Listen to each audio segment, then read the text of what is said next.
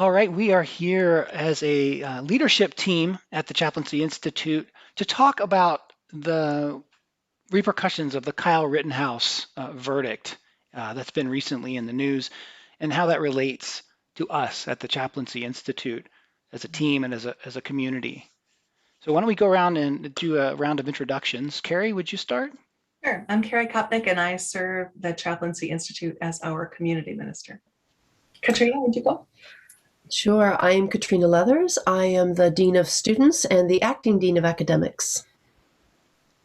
And I'm Ren Gannon-Pinto. I use they, them pronouns, and I'm here as the Deep Culture Specialist at CHI. And I am Andrew Church, the Executive Director of CHI. Thank you for joining us.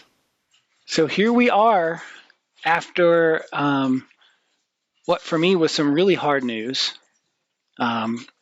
around Kyle Rittenhouse. The Kyle Rittenhouse verdict is in the news, and there are some big feelings, I think, all across the country, but certainly within this group. And so we thought we'd come together and just talk about what does it mean at CHI? What are we called to do, or maybe not called to do? What do you all think? Anybody want to share anything?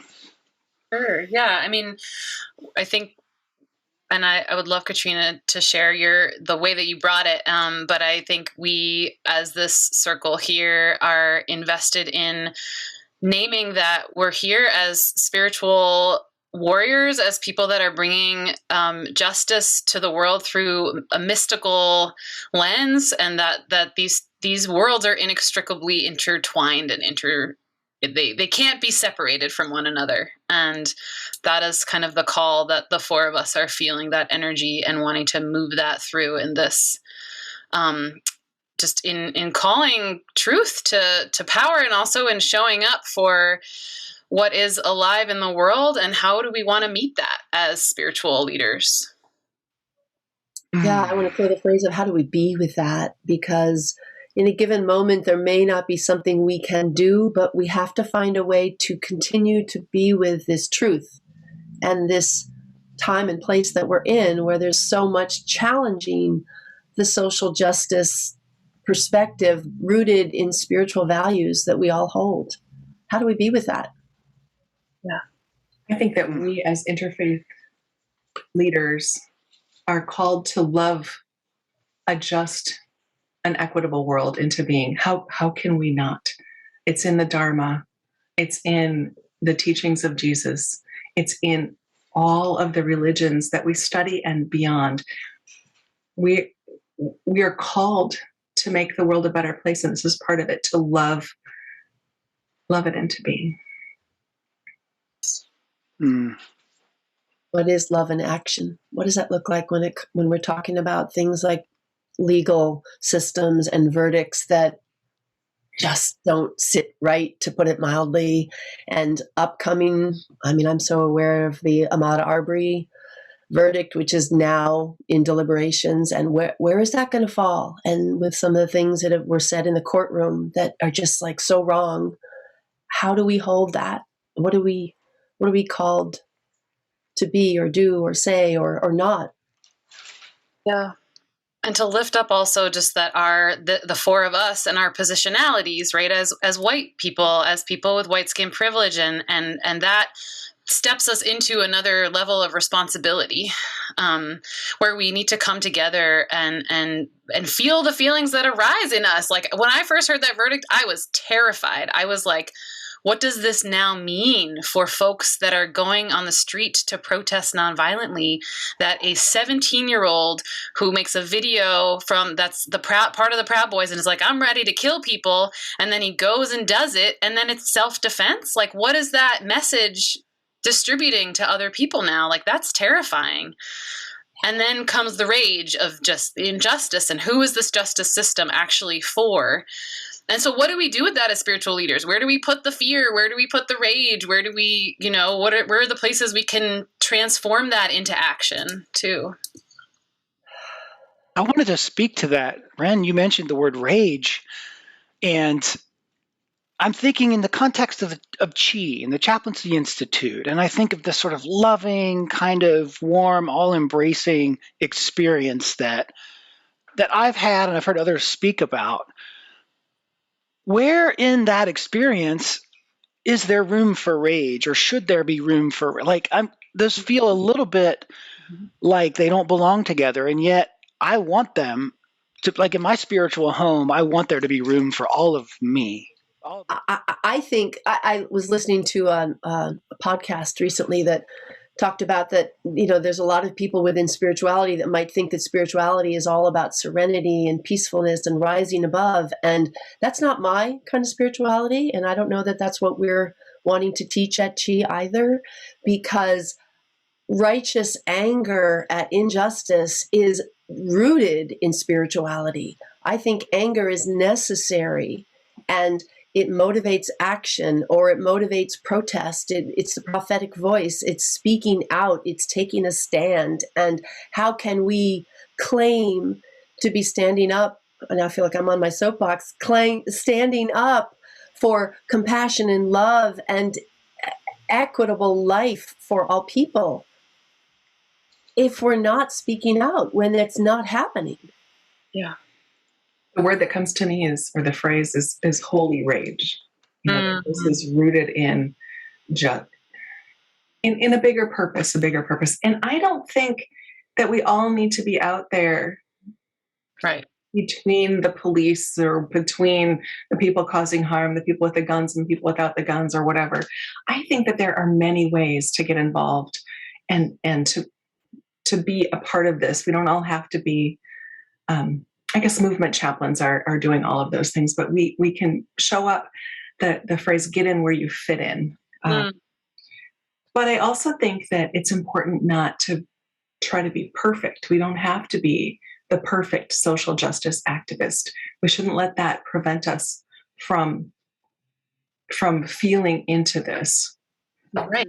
It could just reaching out to a fellow, if for instance, for me, like reaching out to fellow white folks and saying, how do you feel about what was going on in this case? Like, what's coming up for you? Let's talk about it. Let's have feelings. Because I think so much of like the isolation feeling of like, I can't, the helplessness, the feeling like I don't, and if you're not someone that goes out on the streets, like cooking a meal for, or, there's so many ways to show up, even just picking up the phone and having a phone call, like that energy transmutes and moves layers, right? Yeah. I was looking at our mission statement, and it's, to educate and empower individuals for innovative interfaith service and spiritual care that heals and transforms the world. That's a mouthful. But then under that are 2 bullet points, and one of those is Chi graduates combine applied theology with the healing arts and spiritual care to invite health and wholeness for all beings. And, I guess there it is right there. There's a connection, inviting health and wholeness for all beings, not just me, right? Or not just those with access to this really amazing community we're in. So, and I think about it, and there are proud traditions of protest and speaking on social platforms from all kinds of religious traditions around the world too. Most of the large social justice movements were faith leaders, people of faith. And couldn't we say that Christianity emerged out of protest and rebellion? I mean, right there. Right? I think that might be a thing. It is, right? Buddhism. I know one of the pieces that has been a sort of a consistent question for me lately in this question of, well, what can I do? And then wanting to, of course, change the world, and of course, being ultimately powerless to change the world, even with a few strong friends. But one thing I've heard recently is the commitment to maintaining awareness is really important. Like, I'm not going to just go and bliss out because I can. I have that privilege. I live in a safe home and I walk the streets as a white person. but how to maintain awareness. And then from that point, there might be calls to action in different points. And that's not easy. It's a huge challenge at this point in time. Yeah, to turn inward and to not turn away. Yeah, right. And to remember those ripples, the small actions, the awareness, the writing a letter, the bringing cupcakes to a protest, or putting a clergy collar on and standing, or wheeling, being in presence at a protest, any of those are going to make a ripple. And together, Andy has talked about how many hours do the ordaining classes of people contribute to spiritual care? Thousands and thousands. And so our ripples do make a difference. Do matter. I'm also remembering about all of the times when I went through Chi myself in the classroom, this sort of sacred connection, the way that everything is, this is my kind of worldview, but everything is connected as if by a web. I mean, we're all made out of the same stuff. We're all infused with life in somehow, some way, wherever that comes from. But I guess if we really are all connected, I don't know if I can rightfully sit in a corner myself and just ignore the pain that I'm feeling through that connection from others. I think that kind of scares me a little bit. Now that I'm aware and more aware of it, my connection to others, like, oh my gosh, can I possibly ignore this? Well, what does that mean? I think I can't ignore it. And yet, then that takes me to the next step. Like, okay, well, then I must want to do something. What can I do? And I immediately want to just jump into action. Right. And we especially as, again, like white body people, we can't just jump into action. We have to listen. We have to listen to the communities of color and the leadership of non-white folks to lead us, not to support and hear, listen, we got to do our work, and also not kind of take action in that sort of colonial sense of now we know what to do and we're just going to go, right, do action. So it's a dance. It's in the awareness piece of it, and the like being together in community to check each other, to call each other in, like we're going to be making mistakes and that's okay. Like it's going to be messy and that's okay. Like that's a part of us unraveling the supremacy patterns that are within us all to be perfect, like Carrie was saying, and to really want to do it right and do it good and be a good person, and how does that get in the way of our own creative minds and generative ways of thinking about how to transform this work? Listening is so important. Yeah. Not get in and lead, but to get in and say, to do our inner work, and then find the places where we can look to leaders who are Indigenous leaders, Black leaders, Asian leaders, Latino leaders, disabled leaders. Where can we show up humbly to be of service, and to take the guidance? And so at Chi, I'm interested and curious from you all, like, what does it mean for us to take a listen to the non-white and the dominant cultural people that are in our communities, to hear from those folks, to hear what would make this community feel like a space that you want to be in? Would you want affinity groups? Would you want,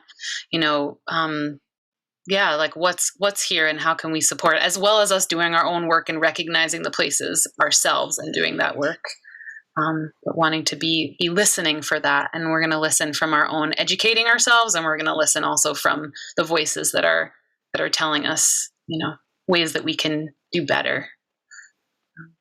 With what you're saying, Ren, I would love to see our community of alumni engaged in that way, because, we have a pretty active dialogue or conversation going within the leadership, the staff, faculty, current students, but what about our hundreds of alumni? Like, how can we bring them in? How would they like to engage in this conversation and form, like you said, affinity groups or something like that? I love that. So we're inviting that conversation. Yeah. It's here. Yeah, I wonder what our broader community does think, and I would invite's a good word. Invite's a good word. I also, when George Floyd, when the murder of George Floyd happened, I reached out to the white community at Chi, and we did form a circle and did some really awesome work together. And I would love to bring that back and see, who's interested in that. Because I think, if folks, I know there were a lot of people that are also doing work already that are embedded in this work. And so just also hearing from you all, like, what are you doing? What's working? What are you rubbing up against? What are your edges? Like, let's talk about that together. Because that's where the movement gets to happen, is when we bump up against the edge and then we're like, ooh, sticky, yucky. Oh, like, let's get in there. What's in there? What's next? Right. That's rich to be in dialogue, both in affinity, but also together, to hear what's up. I would love to hear stories from our folks who feel like they're doing this. Tell us what you're doing. Yeah. And that connectedness, I think, creates a sustainability in the consciousness and the work, whatever that work, however it may manifest, as you said, Carrie, or whomever said that. But the connectedness to others engaged like that just makes it more possible to keep going. Even if you take a break and step out and like, oh my God, I'm so overwhelmed. I'm so disheartened. I'm so a temper tantrum. Yeah, I'm going to go scream in the corner for a day, and then I'll come back and I'll find my peeps and we'll connect and we'll keep moving forward, because that's the only way we can do it. Absolutely. And with joy, like, let's bring cupcakes to each other and, like, I don't know, party favors from the Zoom room. Lift each other up, because it doesn't have to be like painful, hard work all the time. We get to be in joy with it too. And all of it. Rest and joy are counterculture. Yes. Yes.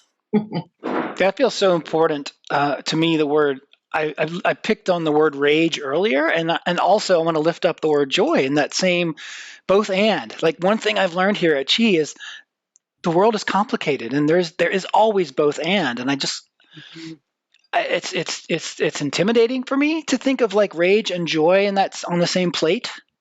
And there we are. It's just part of the human experience. I'd love the idea of having a community to work to hold all that, or to hold me while I work with all that. Yes. Maybe this holiday season is an opportunity for us to just like go in and do the deep hibernation space of being with family, being connected, and churning in on these questions that we're asking. And then as the holiday season comes, back around into us, back into the world, like, yeah, that invitation is so here for Chi and all of you all to engage in this work together. I know we just talked about maybe that, I don't know if it's a false sense of urgency, but like the instant going from like 0 to 100, like, oh, I just learned about this thing, or I sort of get it now, and boom, I want to jump right to a solution. So I'm just naming that. And at the same time, I want to say, if people want to talk or want to do more or start a conversation, we probably should share ways to get in touch with us. So Ren, you want to share the best way to reach you if people have a question or want to go further? Yeah. Just my email at the Chaplaincy Institute is ren@chaplaincyinstitute.org is the best way to reach out. And our Hive is continuing. Our Hive, for those of you that don't know, is a group of folks that Carrie and Katrina are on, as well as folks that are not on staff, clergy, alumni, and we're in there doing the work together, and we want you to join us.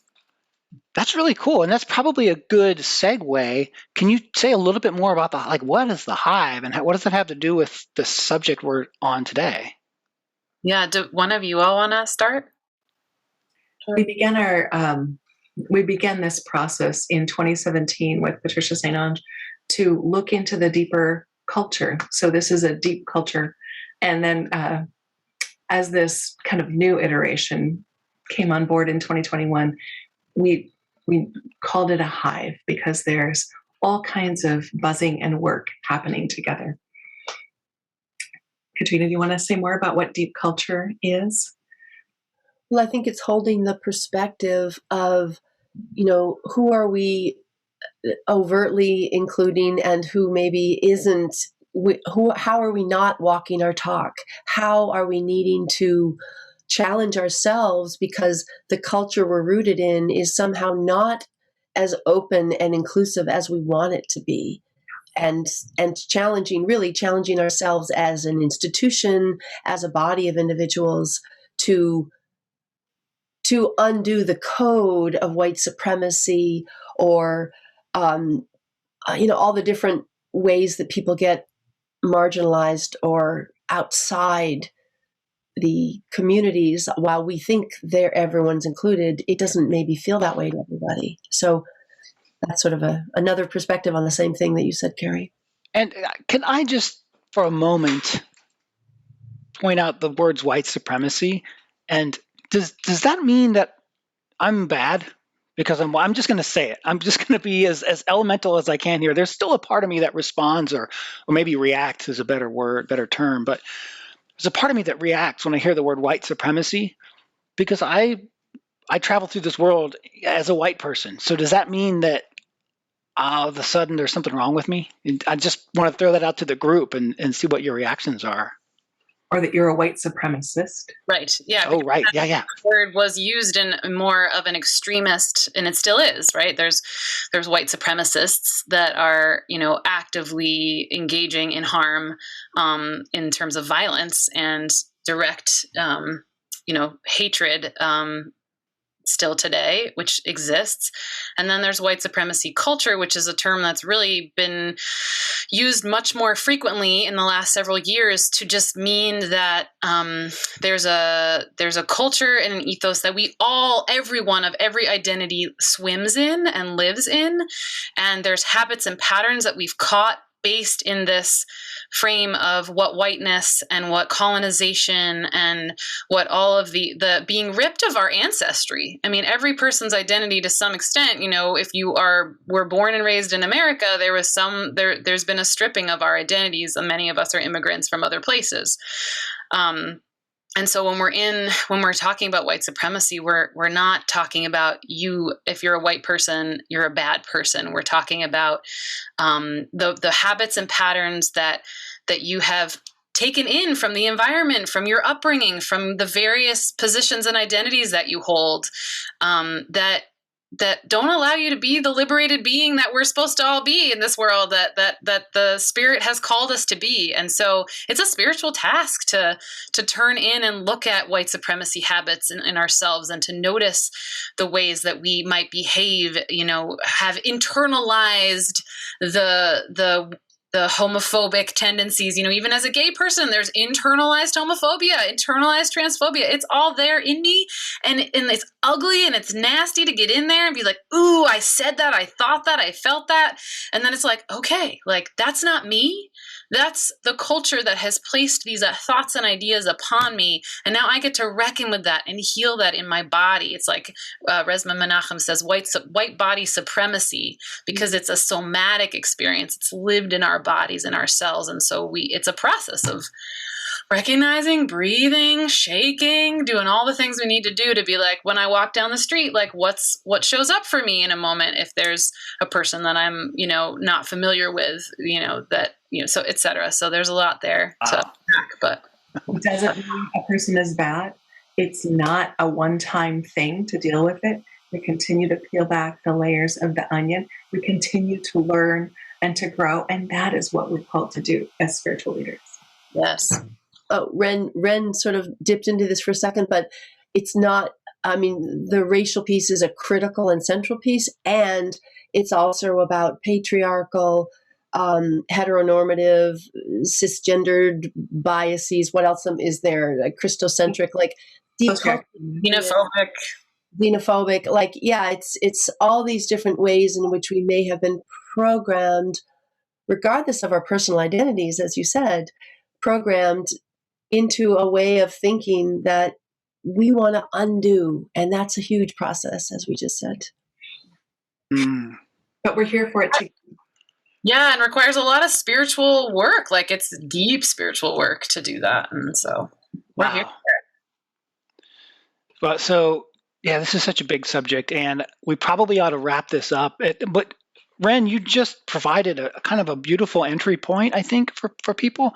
And Katrina, could you speak a little bit about some of the curriculum and the entry points? If somebody wants to, attend a Chi course or class or a seminar or something like that, what sorts of different curriculum threads are available around this? We certainly have quite a few points where people can drop in, whether it's an alumni or someone who's never enrolled at Chi in any way. Our open courses, we have Sacred Justice Ministry, which is in February, and that's a 3-day intensive looking at the different aspects of sacred justice as we hold it at Chi. It's really just a beginning, but it's a great beginning. We have a course on spiritual care as if oppression matters. We also have, and that's not till the next December, we also have a course on building beloved community, and I'm not getting the title completely right. Somebody correct me. But building beloved community, and what else? I'm leaving one out. I forget what it is. Oh, I think it's called the Work of Beloved Community. Thank you. Yes, it's the Work of Beloved Community. And of course, this is woven through, ideally, all of the classes and courses.